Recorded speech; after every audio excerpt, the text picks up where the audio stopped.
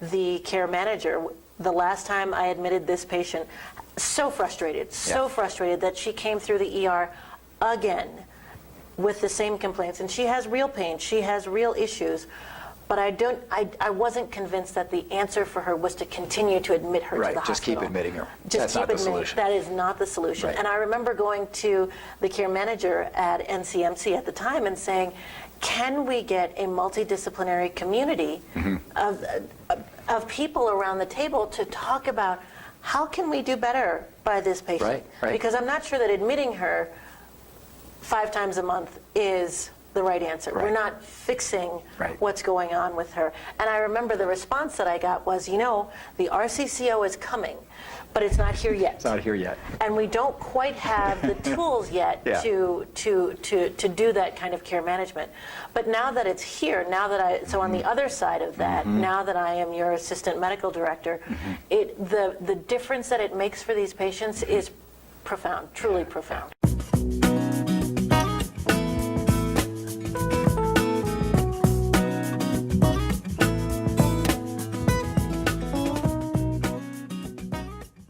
I've been with Meredith for a couple of months now, and about 3 or 4 months now. And I don't know what I'd do without her. She's when I first met Meredith, it was through a thing of she called me and said, "You were in the hospital, weren't you? In the ER, weren't you?" And I'm like, "Yeah." How'd you know that? Because I'm following you in your care case. Okay. Next month, you were in the hospital ER again, weren't you? Yeah. How'd you know? Because I'm following you in your care case. I finally figured out that she was following me in my care case, and as the time went on, she explained that the reason why she knew is because it came up in the reports and that, and I'm like, oh, okay.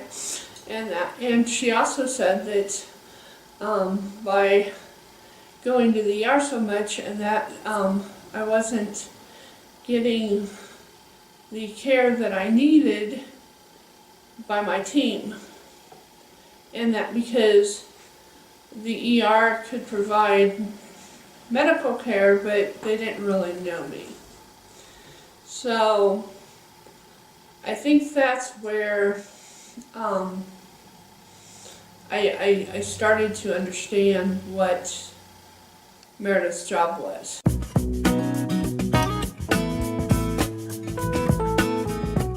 One of the things that we found is that they have sometimes an overall lack of trust for the medical system. And when you go to the emergency room, you get what you need and you get out. So they don't have to establish relationships. So what we do is with many of these people that we serve is that we find very clearly they've lost hope and they've lost trust.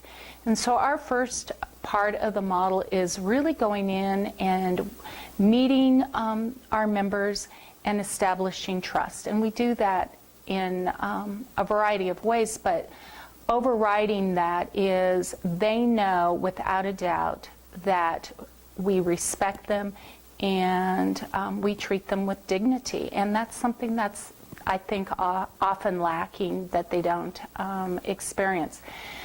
So we work really hard on that. And then after we establish trust, then we start figuring out how we're going to branch that out and get them connected to their healthcare provider.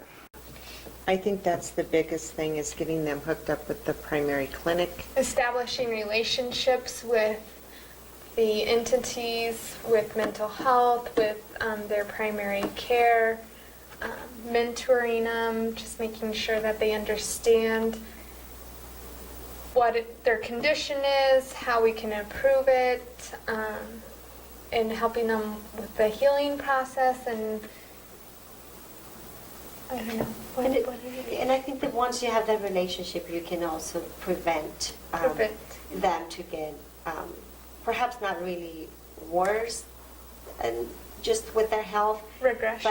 But yes, they have that person that they can connect with, and they can call, and they can just know that we are there to help them.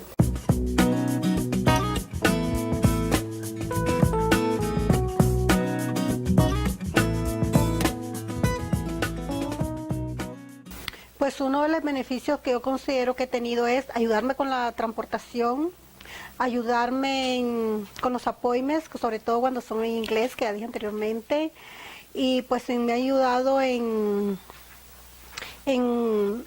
saber llevar más como mi carga, ¿no? Que a la vez se mira simple, pero es muy pesado el tener un hijo enfermo. Pues he sentido que me han ayudado a llevar con un poquito más suave mi problema con el niño, ¿no? Para hacerme más fácil.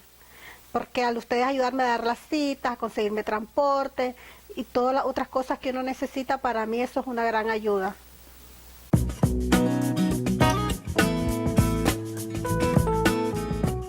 We've always had a mission to do integrated care and to put the mind and the body together, but the systems of care have been a big barrier to that. We've had the mental health on one side and the physical health and primary care on the other side. And while the BHO system has been well managed, there hasn't been an entity like that on the primary care side. Now we have the RCCOs, and we can work together with them to address the disparity in life expectancies for those with serious mental illness, and to also address those in primary care that have untreated and unrecognized mental health issues.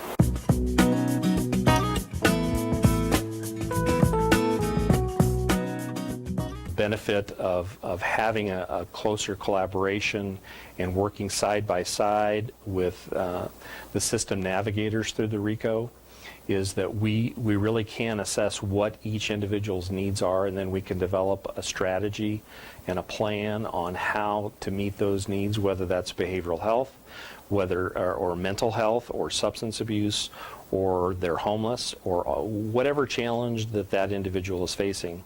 What we have found is that many folks will overuse the emergency department because they have nowhere else to go, and they feel alone. And what is happening with the care collaboration team is really providing support in a very positive manner that will help those folks reach out to the care collaboration team, the navigators, first, rather than going to the emergency department first. So integrating physical health, mental health, and substance abuse treatment, plus all the social needs that have been identified, I think has been a real plus.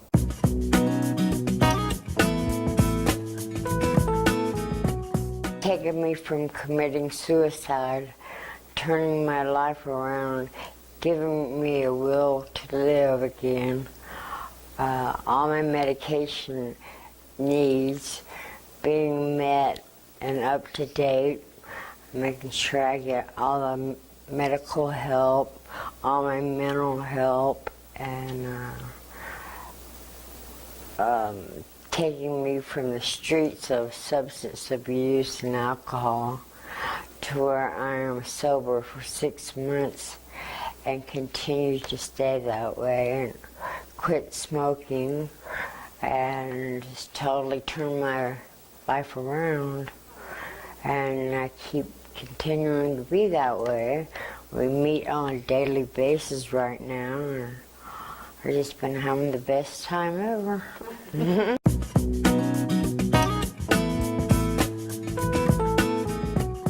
We have people who see 4, 5, 6, 7 different doctors. Every doctor has a piece of them. And there's no one coordination. It's not good for the client. They don't get good treatment. Sometimes there's duplicative scripts. And a lot of times it causes a lot of anxiety. Nobody's really sure what the other providers are diagnosing, and nobody has a whole picture. There's been several people I've worked with, and you explain to them the concept of a medical home is you have one place where you trust the provider, they're going to take care of all your medical needs. If you need a specialist, instead of you looking on the phone, looking in the phone book for a Medicaid provider, they'll refer you. And that means that one center has all of your care involved. It's integrated. You're not going to have duplicate tests. You're going to have one provider that knows who you are, and that includes mental health. And the providers we work with are wonderful at doing that. And once people understand that, they think, yeah, that's a good idea. And so what we do is we sign releases of information for the clinic. We sit with them at a clinic and explain the entire concept. We give the RICO PCMP a list of, here's all the doctors, here's all the meds, here are all the diagnoses, and just work one by one by one until that person, most of the time, reduces their medications by 50%.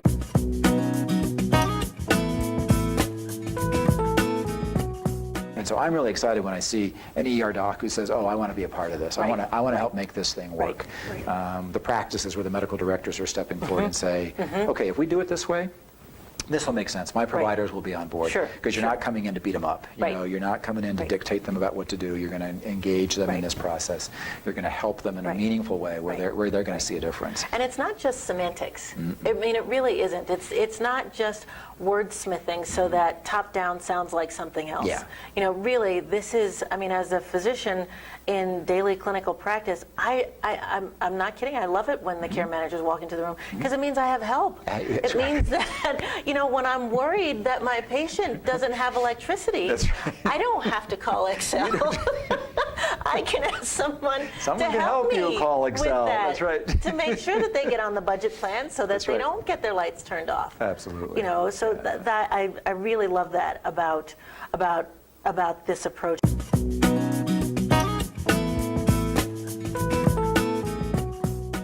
People that are like me that are disabled and that needs help. Anybody that's going through mental health issues, going through physical issues at the same time.